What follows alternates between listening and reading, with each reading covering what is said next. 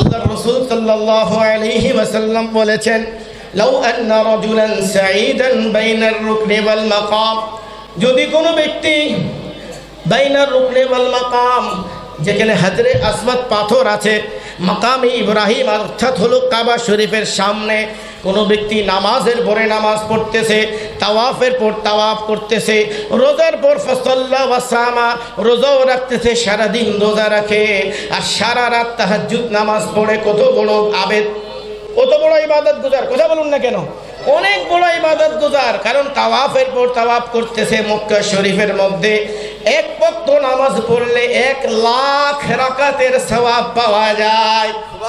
এক রাকাত পড়লে 1,00,000 রাকাত, আর এক ওয়াক্তর নামাজ পড়লে 1,00,000 ওয়াক্তর সওয়াব পাওয়া যায়। কত বড় আজমতের জায়গা মক্কা শরীফ, কত বড় আজমতের জায়গা। একটা রাকাত পড়লে 1,00,000 রাকাতের সওয়াব, এক ওয়াক্ত পড়লে 1,00,000 ওয়াক্তর সওয়াব। হুজুর বলেছেন, লাউ আন্না রাজুলান সাঈদান বাইনার রুকনি ওয়াল মাকাম, যদি কোনো ব্যক্তি বাইনার রুকনি ওয়াল মাকাম, রুকনে ইয়ামানির মধ্যে, মাকামে ইব্রাহিমের মধ্যে নামাজের পর নামাজ, 2 রাকাত নামাজ পড়লো, আবার নামাজ পড়লো, আবার নামাজ পড়লো, ফাসাল্লা ওয়া সামা, সেখানে রোজা রাখলো, সেখানে রোজা রাখলো, সারাদিন রোজা রাখলো, সারা রাত তাহাজ্জুদ নামাজ পড়লো। কথা বুঝেন আমি কি বলতেছি?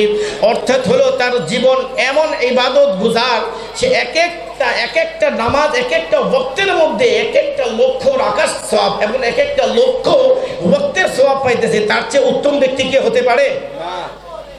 পৃথিবীর, বাংলাদেশের, আমাদের ওয়ার্ল্ডের মধ্যে যে কোনো আপনি জায়গাতে নামাজ পড়ুন না কেন, আপনি এক ওয়াক্ত পড়লে এক ওয়াক্তের সওয়াব পাবেন, 1 রাকাত পড়লে 1 রাকাতের সওয়াব পাবেন। কিন্তু 3টা মসজিদ এমন এক মসজিদ যেখানে নামাজ পড়লে আপনার সওয়াব অনেক বেশি। একটা হলো বাইতুল মুকাদ্দাস, সেটা হলো মসজিদে আকসা ফিলিস্তিনে, যেটা সেখানে আপনি 1 রাকাত নামাজ পড়লে 25,000 রাকাতের সওয়াব। সুবহানাল্লাহ। এবং মসজিদে নববী, যেখানে মদিনাতুল মুনাওয়ারা শরীফ, সেখানে 1 রাকাত পড়লে অথবা 1 ওয়াক্ত পড়লে 50,000 রাকাত, 50,000 ওয়াক্তের সওয়াব। সুবহানাল্লাহ। আর মক্কা শরীফের মধ্যে যদি 1 ওয়াক্ত পড়েন, 1 ওয়াক্ত পড়েন, তাহলে 1,00,000। তাহলে ফজিলত মক্কার মধ্যে বেশি কি কম? কথা বলেন ভাই, বেশি কি কম?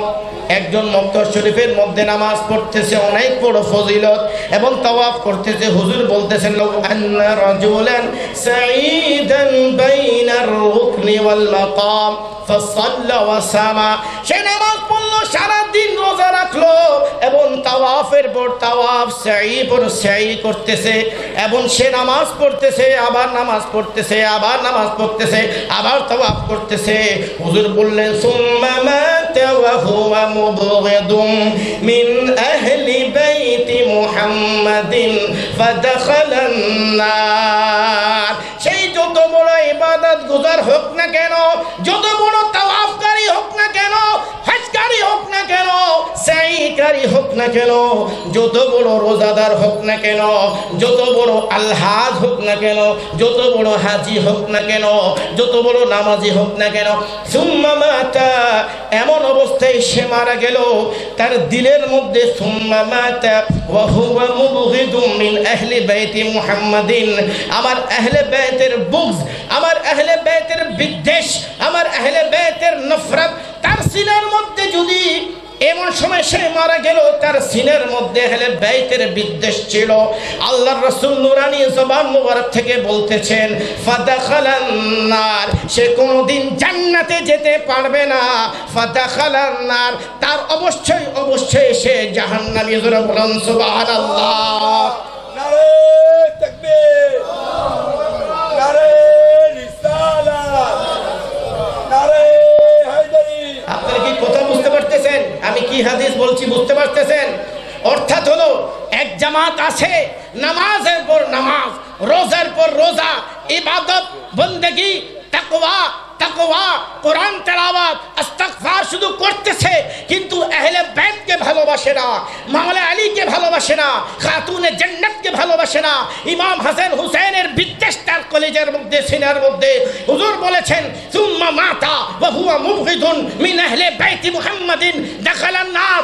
सुनो, अगर कोई शख्स काबा का पे नमाज, नमाज पे नमाज, रोजा पे रोजा, रोजा पे रोजा, हज पे हज, हज पे हज, ज़कात पे ज़कात, ज़कात पे ज़कात, इबादत पे इबादत, रियाजत पे रियाजत कर रहा हो, तवाफ भी कर रहा हो, सही भी कर रहा हो, लेकिन इस हालत में वो मौत के आगोश में चले जाता है, मर जाता है कि उसके सीने में मेरी अहले बैत की बुग़्ज़ उसके सीने में है। तो हुज़ूर फरमाते हैं